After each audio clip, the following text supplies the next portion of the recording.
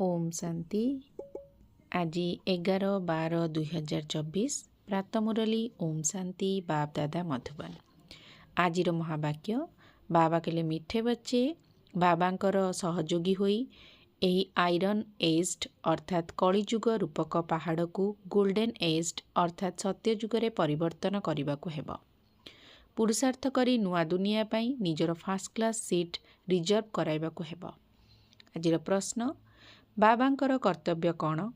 केउं कर्तव्य संपादन करिबा पई संगम जुगरे बाबांकु आसीबाकु पड़ुची? उत्तर रोगी एवं दुखी संतान मानंकु सुखी करिबा, मायार कबलरु मुक्त करी असरंती सुख देबा, एहा ही बाबांकर कर्तव्य अटे, जाहाकु संगम जुगरे ही बाबा संपादन करुचंती।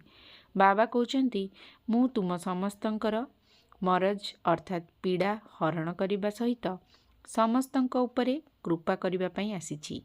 तेणु एबे तुमे माने पुरुषार्थ करी 21 जन्म पई निजर श्रेष्ठ भाग्य निर्माण करिनियो। धारणा पई मुख्य सार निजको ब्रह्मामुख वंशावली मने करी पक्का पवित्र ब्राह्मण हेबाको पड़िबो। केबे भी निजर एही ब्राह्मण कुलको कलंकित करिबार नाही। बाबांक समान निराकारी निरहंकारी होई निजर कर्तव्य संपादन करिबाको हेबो। रुहानी अर्थात आत्मिक सेवारे सर्वदा तत्पर रहिबाको हेब। आजिर वरदान स्नेहर शक्ति द्वारा मायार शक्ति को समाप्त करुथिबा संपूर्ण ज्ञानी हुआ। स्नेहरे समाहित होइजिबा अर्थात मजिजिबा ही संपूर्ण ज्ञान अटे। स्नेह ही ब्राह्मण जन्मर वरदान अटे। संगम जुगरे स्नेहर सागर पिता स्नेहर हीरामोती गुड़ी को थाली रे भरपूर करि देउछंती। तेणु स्नेहरे संपन्न हुआ। स्नेहर शक्ति द्वारा परिस्थिति रूपी पहाड़ परिवर्तन होई पानी भली हालुका अर्थात तरल होइजिबो।